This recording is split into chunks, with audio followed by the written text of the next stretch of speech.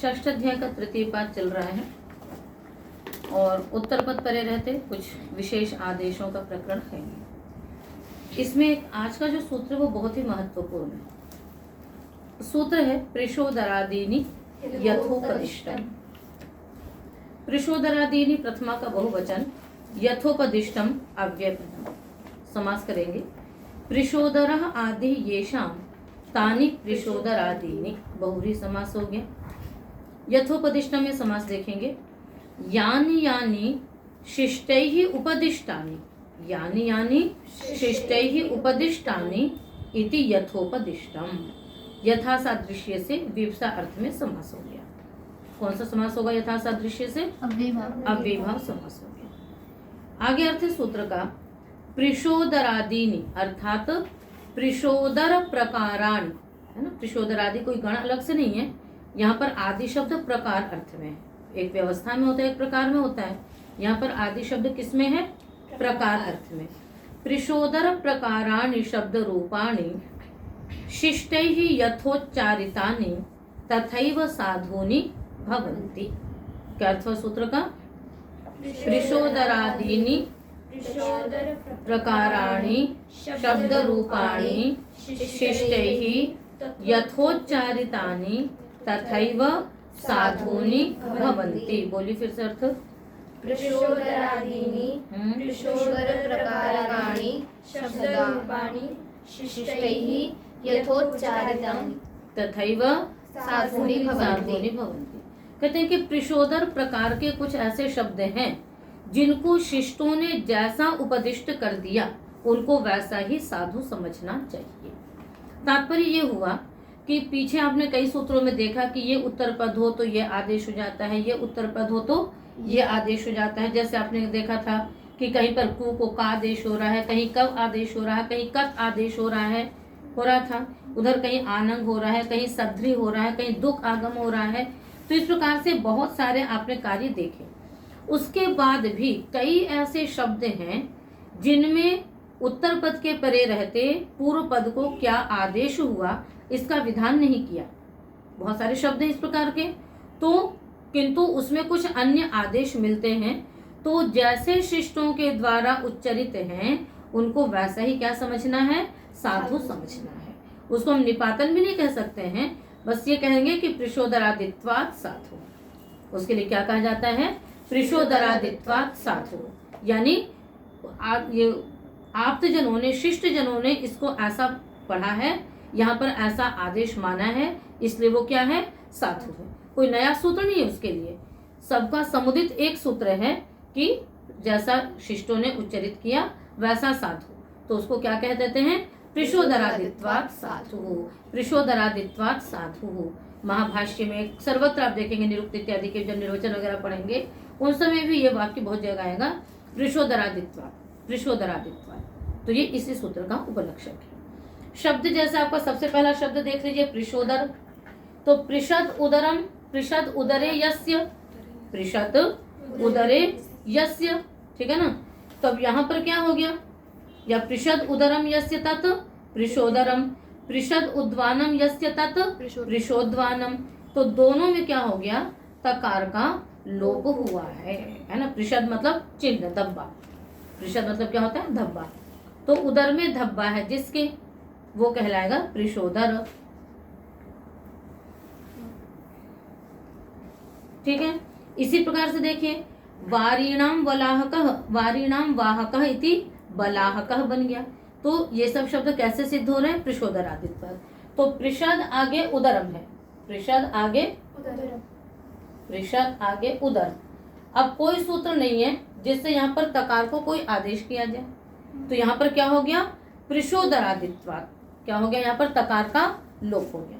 क्या हुआ? यहाँ पर तकार का लोप हो गया, क्योंकि शिष्टों के द्वारा प्रिशोदर शब्द ही सुनने में आता है, पृषद उदर नहीं आता है। तो पृष उदर हुआ। अब दोनों में क्या हो जाएगा? आगुण लग जाएगा तो बन जाएगा पृशोदर। इस प्रकार से पृषद उद्वानम में ता का लोप होकर के पृशोद्वानम। इसी प्रकार से वारी शब्द का क्या हो जाएगा? देखो वारी आगे वाह शब्द है ना, वारी वाहक शब्द है। अब यहाँ पर हम क्या करेंगे? पूरे वारी के स्थान पे ब आदेश कर देंगे। पूरे वारी के स्थान पे क्या कर देंगे, है ना, ब आदेश करेंगे और उत्तर पद के शब्द को क्या कर देंगे, ल कर देंगे। तो क्या बन जाएगा, ब ल, आगे आहक बलाहक, बलाहका माने मेघ, तो बलाहका बन जाएगा। इसी प्रकार से एक शब्द आता है मनीषिणः, तो वहां पर क्या है, मनसः ईशिणः, मनस आगे ईशी है किंतु सकार कहाँ गया, तो सकार का लोप हो गया, मनीषी बन गया। तो इस प्रकार से कई सारे शब्द हैं। और देखिए जीवनस्य मूतः इति जी मूतः, तो जीवन को जी आदेश हो गया, मूत के परे रहते जी मूत बन गया। तो जन शब्द का लोप हो गया, यहाँ पर क्या हो गया, वन, जीवन शब्द है तो जीवन के वन का लोप हो गया, क्या बच गया, जी, तो जी मूतः बन गया। इसी प्रकार से शवानाम शयनम इति श्मशानम, तो शब्द तो यही सुनने में आए हैं। तो श्मशान का मतलब क्या होता है, वहां पर शवों का शयन होता है, उस वक्त रोग खत्म हो जाते हैं वहां से। तो उस वक्त फिर पूरे शव के स्थान पे क्या हो गया, श्म आदेश हो गया, ठीक है ना, क्या हो गया, श्म आदेश हो गया। और फिर क्या बन गया, श्म, आगे शयन शब्द को शान आदेश हो गया, शवानाम शयन, तो शय शव को श्म और शयन को शान मिलकर के क्या बन गया, श्मशान। ऐसे एक मयूर शब्द है, क्या है शब्द, मयूर, मह्याम रौति इति मयूरः, मही मतलब पृथ्वी, पृथ्वी पर जो शब्द करे, तो मही को मयू आदेश हो गया और रौति रु धातु से क इत्यादि प्रत्यय करके आपने क्या बना लिया, मयूर बना लिया, ठीक है। तो इस प्रकार से बहुत सारे ऐसे शब्द हैं जिनमें स्पष्ट रूप से अष्टाध्यायी के सूत्रों से कोई आदेश इत्यादि विधान नहीं हुए हैं, किंतु शिष्टों के द्वारा वो उच्चरित हैं। इस कारण से ऐसे शब्द क्या माने जाते हैं, स्पृशोदरादित्वात् साधु माने जाते हैं, ठीक है। ये तो आपको हमने सूत्र का अर्थ, सूत्र का प्रयोजन, सूत्र का कार्य आपको बताया। अब बात ये आती है कि यथोपदिष्टम, तो जैसा उच्चरित कर दिया गया, तो किनके द्वारा उच्चरित किया गया, क्या आपके द्वारा, हमारे द्वारा या किसी के भी द्वारा, तो कहते नहीं, शिष्टै ही उच्चारितानि, शिष्ट लोगों के द्वारा जैसे उच्चरित किया गया है, ठीक है ना। तो वहां पर बताते हैं कि जो यहाँ पर जो यथोपदिष्ट, जो दिश धातु है वो क्या है, उच्चारण क्रिया अर्थ में, दिशि ही उच्चारण क्रिया। वैसे तो दिश अतिसर्जने है, किंतु हम बोलते हैं आदेश उपदेश, तो यहाँ पर दिश धातु किस अर्थ में मानी जाती है, उच्चारण क्रिया वाली मानी जाती है। उपदिष्टानि अर्थात उच्चारितानि। अब बात आती है कि भाई शिष्ट है कौन, है ना। तो तात्पर्य क्या हो गया कि जो शब्द हैं आपको प्रयोग में आ रहे हैं, किंतु उनके जो कार्य वो सूत्रों के द्वारा, शास्त्र के द्वारा विहित नहीं है, जिनमें क्या क्या हो सकता है ना, वहां पर लोप है, आगम है, वर्ण विकार है, वर्ण विपर्य है, बहुत सारी ऐसी चीजें हैं। जैसे वर्ण विपर्य का देखो, सिंह शब्द है, क्या है शब्द आपका, सिंह, सिंह माने क्या होता है, शेर, क्योंकि वो मारता है। तो वस्तु यहाँ पर हिसी हिंसायाम धातु से हिंस शब्द पहले बनाएंगे, अच प्रत्यय करके, हिनस्तीति हिंसा, और फिर आद्यंत विपर्य कर देंगे। क्या करेंगे, हा को बाद में, सा को पहले, क्या बन गया, सिंह। ये कैसे हो गया, ये इसी से हो गया, है ना, प्रशोदाराधित्वात्। तो वर्ण आगम, वर्ण का लोप, वर्ण का विपर्य, विपर्य तो समझ गए हैं, तो आगम, लोप, आदेश, विपर्य इत्यादि जो भी हैं सूत्रों में, शास्त्र से नहीं देखे जा रहे हैं, किंतु शब्दों में आपको उपलब्ध होते हैं, तो उनको क्या माना जाएगा, ये शिष्टों के द्वारा उपदिष्ट है, इसलिए ये साधु है, ठीक है। अब शिष्ट का लक्षण समझिए कि शिष्ट कौन है। शिष्ट का अर्थ सामान्य से क्या होता है, सभ्य। तो आजकल की परिभाषा में तो सभ्य शब्द सभ्य लोग कौन है, जो कुर्ता है ना, है जीन्स पैंट पहने हुए एकदम है, वो शिष्ट माने जाते हैं। पर नहीं, महाभाष्य में महर्षि पतंजलि ने शिष्टों की परिभाषा की है, और वो आप लोगों को भी स्मरण रखनी चाहिए। वो क्या है, एतस्मिन् आर्यावर्ते, एतस्, इसको कल कॉपी में नहीं, इसको आप दिमाग में लिख करके रखिएगा कि वस्तुतः शिष्ट की परिभाषा क्या है। शिष्ट वो हैं जिनको इतना अधिकार है कि उनके द्वारा निकला हुआ शब्द संपूर्ण विश्व में साधु माना जाता है। और वो भी शिष्ट कहाँ से देखेंगे, है ना, उसमें भी और समझ लो। कहते हैं कि शिष्टता क्या परिभाषा क्या रहेगी, ठीक है ना। तो उसमें कहा कि निवासतः आचारतश्च, है कि कहाँ रहने वाले लोग, तो आर्यावर्त में। जो आर्या, फिर वहीं पर ये पृषोदरादि यथोपदिष्टम सूत्र में पूरी बातें आएंगी आपके, तो वहां पर आर्यावर्त की सीमा भी बताई गई, आ समुद्रात तो वही पूर्वात, आ समुद्रात तो पश्चिमात, उभयोरंतरम, है ना करके। तो ये आर्यावर्त की सीमा भी बताई गई है कि इतने इतने तक में जो है वो आर्यावर्त है। और फिर उसके बाद ये तो निवास से हो गया, और उन लोगों में से रहने वाले तो बहुत लोग हैं, तो क्या सब शिष्ट माने जाएंगे? कहते नहीं। कौन शिष्ट माने जाएंगे? तो एतस्मिन् आर्यावर्ते ये ब्राह्मणाः, जो ब्राह्मण कुंभीधान्याः अलोलुपाः अगृह्यमाणकारणाः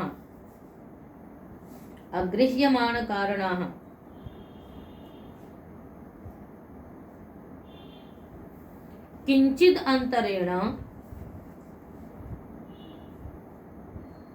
अंतरेण कस्याश्चित् विद्यायाः पारंगताः ते तत्र भवन्तः शिष्टाः,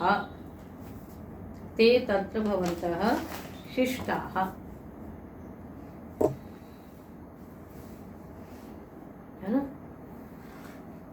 एतस्मिन् आर्यावर्ते, इस आर्यावर्त में जो ब्राह्मण यानी अध्ययन अध्यापन करने वाले, कुंभी धान्याः, कुंभ्याम एव धान्यम येषाम, बस एक घड़े में भी नहीं, कुंभी मतलब छोटे घड़े में ही धान है, बस आज भर की उनको चिंता है, कल की चिंता वो नहीं करते कि कल क्या होगा। वो कल की व्यवस्था करना परमेश्वर का काम है, और वो वहाँ के जो राजा हैं उनका कार्य है कि वो अगले दिन उनकी क्या व्यवस्था करेंगे। उनको नहीं सोचना कि कल हम क्या खाएंगे। तो कुंभ्याम एव धान्यम येषाम ते कुंभी धान्याः अलोलुपाः, किसी प्रकार का कोई उनको लालच नहीं है। अगृह्यमाण कारणाः, है ना, बिना किसी प्रयोजन के, किंचित अंतरेण कस्याश्चित विद्यायाः पारंगताः, ये नहीं सोचना किसको पढ़ करके हमें क्या लाभ होगा, हमारी जॉब लगेगी कि नहीं लगेगी, हमारा सम्मान होगा या नहीं होगा, इसकी कोई पूछ होगी या नहीं होगी, इससे कुछ लेना देना नहीं उनको। केवल किंचित अंतरेण मतलब थोड़े थोड़े अंतर से सभी विषयों का ज्ञान है, किंतु किसी न किसी एक विद्या में वो पारंगत होते हैं। वैसे नहीं कि जो व्याकरण शास्त्र की रचना कर रहे हैं उनको दर्शन का और उनका ज्ञान नहीं होगा, सब चीजों का ज्ञान है। किंचित अंतरेण मतलब थोड़ा सभी का ज्ञान होते हुए, किंचित अंतरेण कस्याश्चित विद्याया, थोड़ा किसी एक विषय पर अधिकार हो जाना, ते तत्र भवन्तः शिष्टाः, उनको शिष्ट कहा गया है।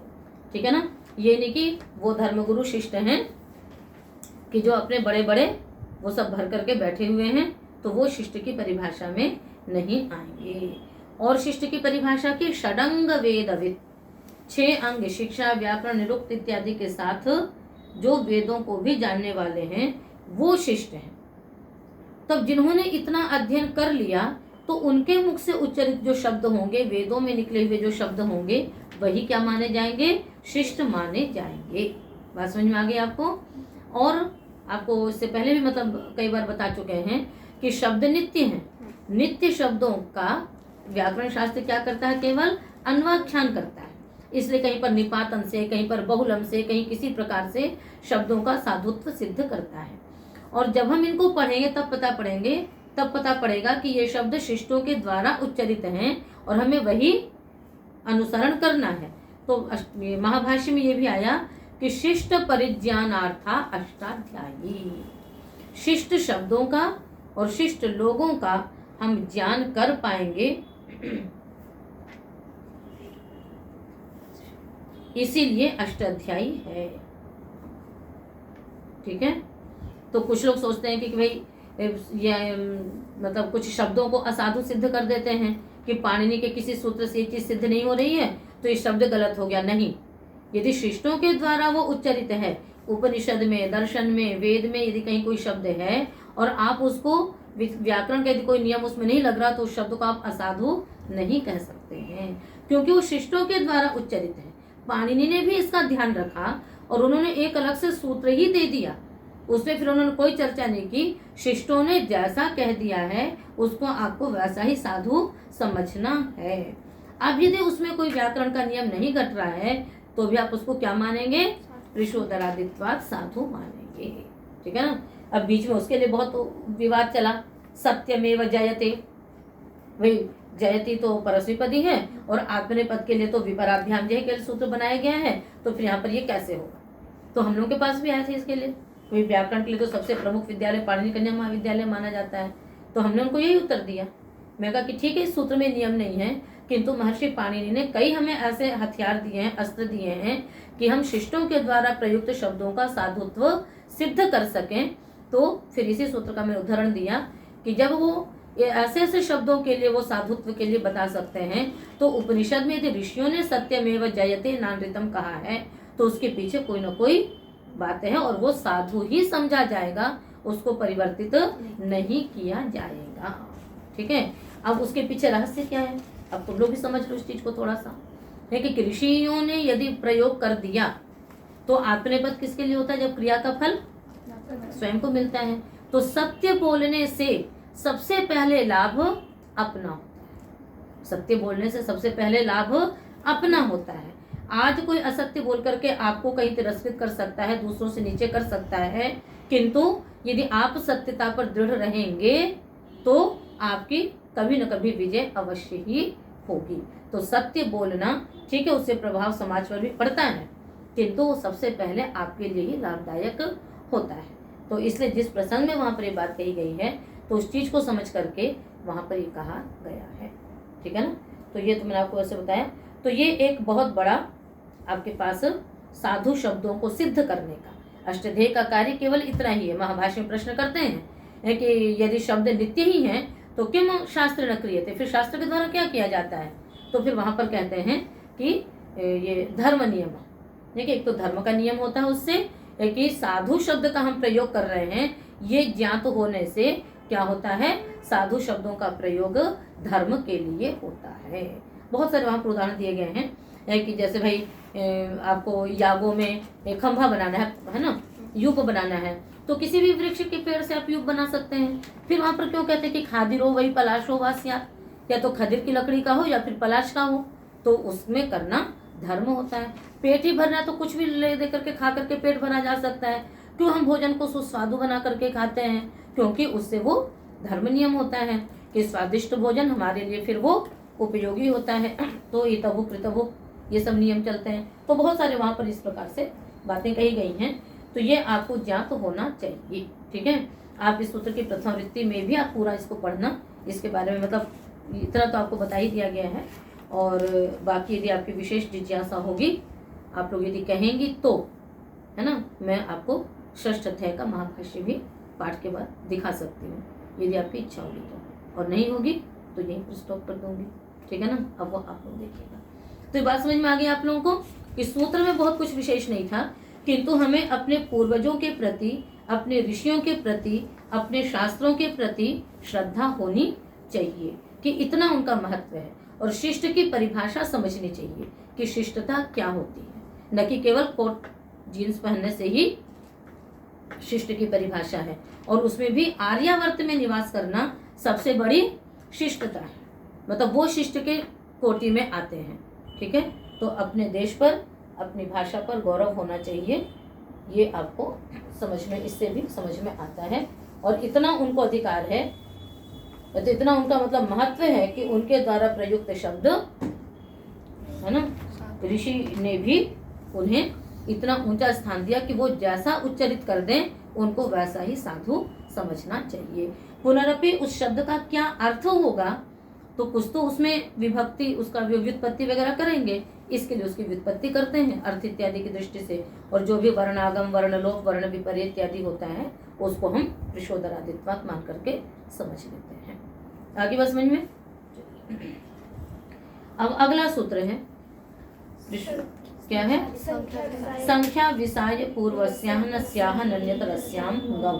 संख्या विषाय पूर्वस्य षष्ठी का एक वचन, अहनस्य षष्ठी का एक वचन, अहं तथा परिवचन अन्यतरस्यां सप्तमी का एक वचन, गौ सप्तमी का एक वचन।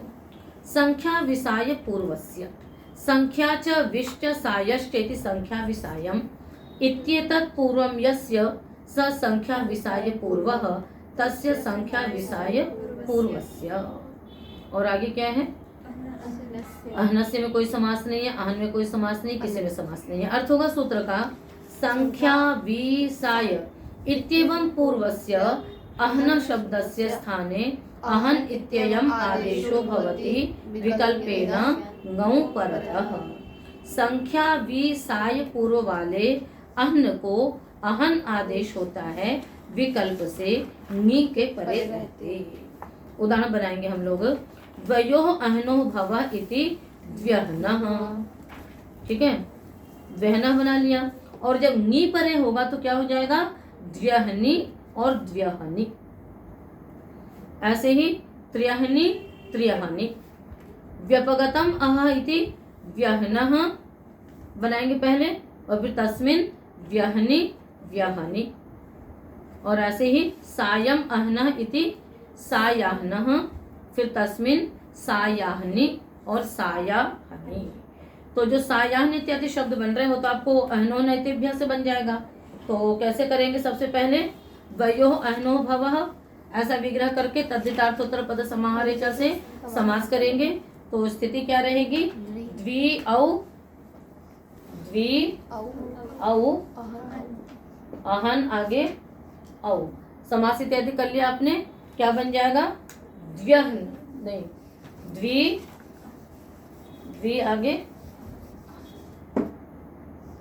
द्वि आगे अहन, फिर सूत्र लग जाएगा अहनोहन एतेभ्यः। ऊपर सूत्र था अह सर्वैक संख्यात पुण्याच रात्रे है। ठीक है, तो उसके मतलब फिर संख्यादे समाहारे, तो संख्यादे की वृत्ति आएगी। तो संख्या से उत्तर एतेभ्य यानी संख्या इत्यादियों से उत्तर जो अहन शब्द है उसको क्या होता है?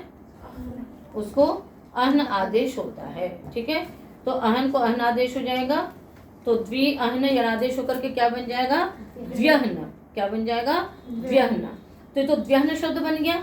अब सूत्र ने कहा कि द्वि से परे, संख्या से परे जो अहन शब्द है उसको नी के परे रहते विकल्प से अहन आदेश हो जाएगा। तो यहाँ पर विकल्प से अहन आदेश होगा। जब अहन रहेगा तब तो क्या बनेगा? द्व्यहनी, और जब अहन रहेगा तो द्व्यहनी। ऐसे ही व्यपगतम में भी कर लीजिए, व्यहनः।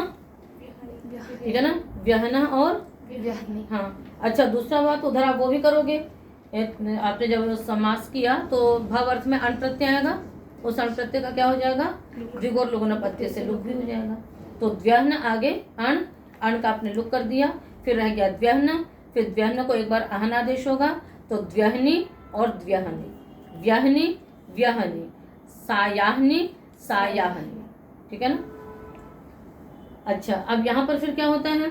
जब सप्तमी विभक्ति आ गई, आपको अहन आदेश हुआ तो फिर विभाषांग इष्यो से विकल्प से लोप होगा। विभाषांग इष्यो से क्या होगा? विकल्प से लोप होगा। तो फिर क्या बन गया आपका? वही द्व्यहनी द्व्यहनी, इसलिए दो रूप बन रहे हैं। जब उसको अहन आदेश होगा तो विभाषांग इष्यो लगेगा, अहन के आकार का विकल्प से लोप होगा, तो अहनी अहनी बनाते हैं, तो द्व्यहनी द्व्यहनी, इस प्रकार से रूप आपके बनेंगे। ठीक है।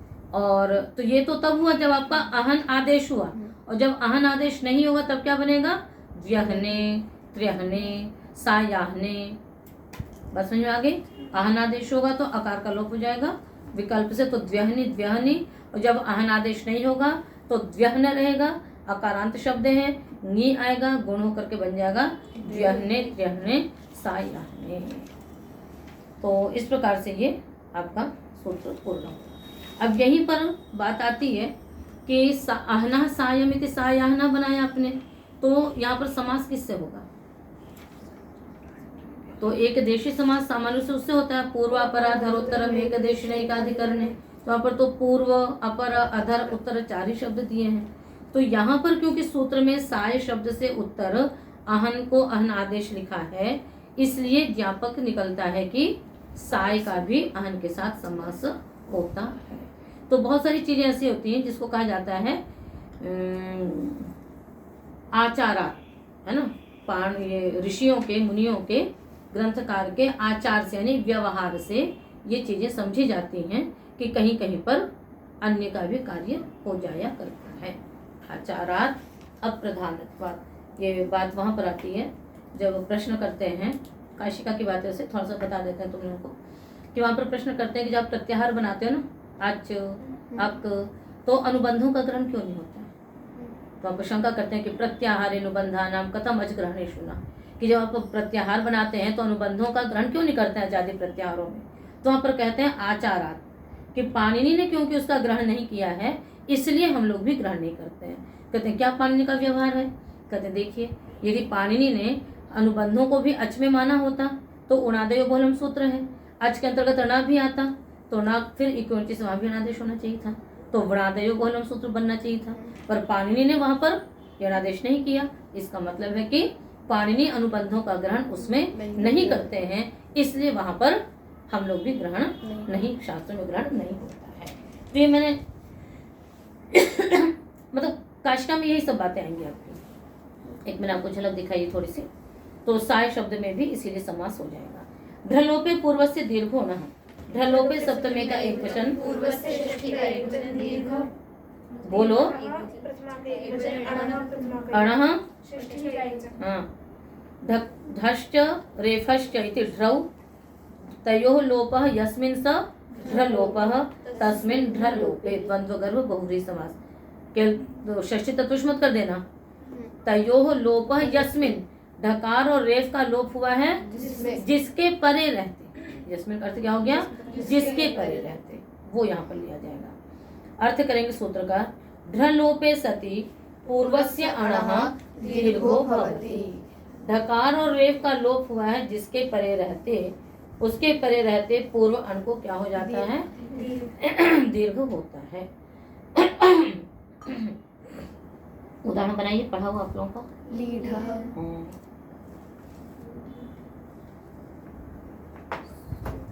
लीढम, मीढम, उपगूढ़म, एक भी सिद्धि कर लो।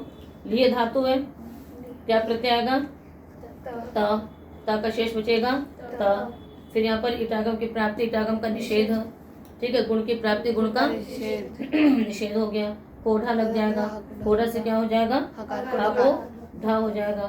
फिर क्या लगेगा? जशस तथोर्धोधा, झट से उत्तर तकार थकार को थकारादेश होगा। फिर स्टुनाश्रु से धा को क्या हो जाएगा? ढा हो जाएगा। लीढ़ आगे ढ, फिर ढोढे लोप, ढ के पहले एक ढकार का लोप हो जाएगा, तो लीढ़ बन गया। अब सूत्र ने क्या कहा कि ढकार और रेफ का लोप हुआ हो जिसके परे रहते, उसके परे रहते जो पूर्व अण, उसको क्या हो जाएगा? दीर्घ हो जाएगा। क्या बन जाएगा? लीढ़। तो क्या बन गया? लीढ़। आगे स्वादित्पत्ति करके बना लीजिए लीढ़म, ठीक है। आगे चलिए, ऐसे मिह सेचने से मीढ़म, गुह धातु से उपगूढ़म, मुह वैचित्य से मूढ़, ठीक है। सारे शब्द उसी प्रकार से बनेंगे। रेफ का लीजिए नीरक्तम, निर आगे रक्त, निर उपसर्ग है, आगे रक्त शब्द है, ठीक है। क्या लगेगा? बोलो। निरक्तम, कुगति प्रायः से पहले आपने समास कर लिया है ना, निर्गतम रक्तम यस्मात्, निर्गतम हो गया। अब निर के रेफ का रोरी सूत्र लग जाता है, एक रेफ के पहले एक रेफ का क्या हो जाता है? लोप हो जाता है, तो इस निर के रेफ का लोप हो गया। फिर रेफ के लोप होने पर जिसके परे रहते लोप हुआ, पूर्व अण को दीर्घ हो गया, क्या बन गया? नीरक्तम बन जाएगा। इसी प्रकार और देखिए, अग्निरथः, अग्नि शब्द है, अग्नि आगे सु, शुरू से भी रू किया है, अभी विसर्ग नहीं किया क्योंकि आगे रथ परे है। विसर्ग कब होता है? जब अवसान हो, अवसान तो है नहीं, इसलिए तो अग्निरथ लोप कर दीजिए रोरी से, अग्निरथ, फिर क्या हो जाएगा? अग्नि को दीर्घ हो जाएगा, क्या बन जाएगा? अग्निरथः। इंदुरथः, प्रातः राजक्रयः, प्रातर आगे राजक्रयः, रोरी से रेफ का लोप, प्रातः को दीर्घ होकर के बन जाएगा प्रातरक्तम, ठीक है ना। पुनरक्तम वासः, फिर से रंगा हुआ वस्त्र, तो पुनर्रक्तम, रोरी से रेफ का लोप, पुनरक्तम पुनरक्तम। तो ये ढ लोप करने वाला भी एक ही सूत्र ढोढे लोपः, रेफ का लोप करने वाला भी एक ही सूत्र रोरी, इन दोनों से जब आप लोप करोगे, जिसके परिरत लोप किया है एकदम उससे पूर्व अव्यवहित पूर्व जो अण होगा उसको दीर्घ हो जाएगा। तो हो गया, सिद्धियां आपने पढ़ी हुई थी। आगे चले हम लोग। सही वहोरो दवर्णस्य, सही वहो हो षष्ठी का द्विवचन, ओत प्रथमा का एक वचन, अवर्णस्य षष्ठी का एक वचन। सहिश्च वहश्च इति सही वहौ तयोः सही वहोः। अष्टासौ वर्णश्च इति अवर्णः। पहले में कर्मधार इतरेतर द्वंद्व समास, दूसरे में कर्मधार है। अर्थ होगा सूत्र का। ढ्रलोपे की वृत्ति आ रही है। ढ्रलोपे सति सह वह इत्येतयोः अवर्णस्य, है ना, ओकारादेशो भवति। क्या अर्थ हुआ सूत्र का? ढ्रलोपे सति सही वहोः अवर्णस्य ओकारादेशो भवति। कहते हैं ढ्रलोप हुआ हो, ढ और रेफ का लोप हुआ हो तो सह और वह के ओकार को नहीं, अब अवर्ण को ओकार आदेश होता है। अवर्ण बोला है, वही अवर्ण होना चाहिए और वही मतलब वही आकार और वही वर्ण होना चाहिए, और किसी को नहीं होगा। तो उदाहरण बनाएंगे हम लोग। सोढ़ा सोढ़ुम सोढ़व्यम, बोढ़ा बोढ़ुम बोढ़व्यम। श्रह धातु से त्रिच प्रत्यय कर लीजिए, ठीक है। धातु आदेश श्रह से लगा ही लेंगे। सह आगे त्रिच, ठीक है। त्रिच का क्या बनेगा? ठीक है। सह त्रिच के पहले ये गुणा इटागम की प्राप्ति, इटागम का निषेध कर लीजिए। उससे फिर आपने क्या कर लिया? सह लग, है ना। फिर यहाँ पर होढ़ा लगाएंगे। होढ़ा से हकार को क्या हो जाएगा? ढकार हो जाएगा। फिर ता को क्या हो जाएगा? झषस तथा धोधा से ढकार हो जाएगा। तो सढ़ आगे, सढ़ आगे ध, ध्री है, ठीक है। फिर उसके बाद फिर क्या करोगे? नहीं, इष्टु नाष्टु लगाइए। इष्टु से क्या हो गया? ध्री हो गया, ठीक है। उसके बाद फिर आपने ढोढ़े लोप लगा दिया। ढकार के प्रति ढकार का लोप हो गया। ढकार का लोप होने पर जो अवर्ण उसको क्या हो जाएगा? ओकार आदेश। क्या बन गया? सोढ़ी। अब उसका व्युत्पत्ति करिए और उसके बाद फिर विदुषण सामते से अनंगादेश, फिर दीर्घ इत्यादि करके क्या बना लेंगे? सोढ़ा। सोढ़ू में क्या प्रत्यय आएगा? तुमुन, सह तुम, वही ढोढ़े लोप इत्यादि सब कुछ लगा करके सोढ़ुम बन जाएगा। ऐसी सोढ़व्यम, सोढ़ा सोढ़ुम सोढ़व्यम। वह धातु से बोढ़ा बोढ़ुम बोढ़व्यम। कोई दिक्कत? तो याद रखना कि सह के आकार को ही ओकार आदेश सीधे सीधे हो जाएगा। अब सोढ़ा में आपको इशु धातु मत ढूंढने लग जाना, है ना, कि फिर उसको भूगंतर को पता से जैसे गुण हुआ होगा तो सोढ़ा बना होगा, ऐसा नहीं है। अगला सूत्र चलिए। सोढ़ा सोढ़ुम नहीं, साढ़े साढ़वा, साढ़े सप्तमी का नहीं, साढ़े प्रथमा का एक वचन, साढ़े अव्ययपदम, साढ़े अव्ययपदम, साढ़वा अव्ययपदम, साढ़ा प्रथमा का एक वचन, इति अव्ययपदम, निगमे सप्तमी का एक वचन। सारे प्रथमांत हैं या फिर अव्ययपद हैं। साढ़े साढ़वा साढ़ा, है ना, इत्येते शब्दाः निपात्यन्ते निगमे। निगम माने मंत्र, है ना। निगम मतलब मंत्र। छंद और निगम में अंतर है।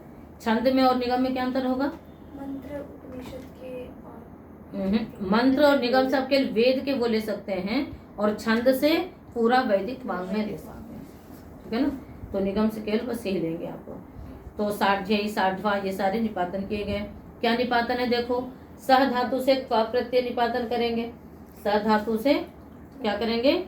त्वा प्रत्यय, और फिर त्वा को ध्यय आदेश। त्वा को क्या कर देंगे? है ना, उसको क्या करेंगे? ध्यय आदेश कर देंगे। तो क्या बन जाएगा? सह आगे ध्यय, सह आगे ध्यय। फिर उसके बाद फिर क्या करोगे? नहीं,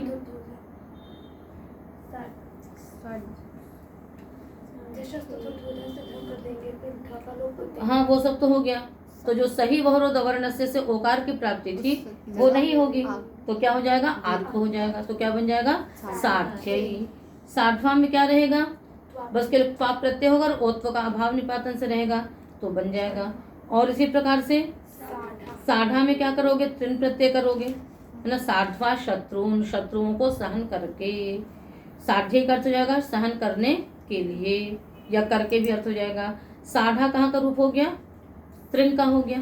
तो यहाँ पर भी ओत्व की प्राप्ति थी, सोढ़ा बनता, इसने क्या कर दिया? निपातन कर दिया कि नहीं, ओत्व का अभाव, मुख्य रूप से सब में ओत्व का अभाव करना ही निपातन रहा, एक में केवल त्वा के स्थान पे वो हुआ।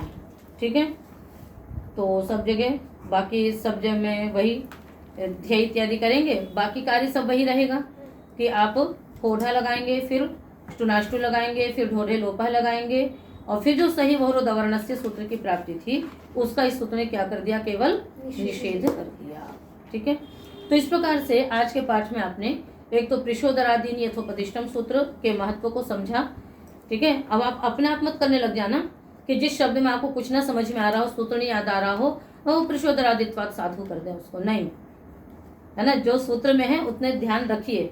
आपको ये नहीं कहा गया कि आपको यदि कुछ उपस्थित नहीं है, आपको ध्यान में नहीं आ रहा, सूत्र नहीं याद आ रहा है, तो कोई नहीं, प्रिशोदरादित्वात् कर लेंगे। तो ऐसा नहीं करेंगे।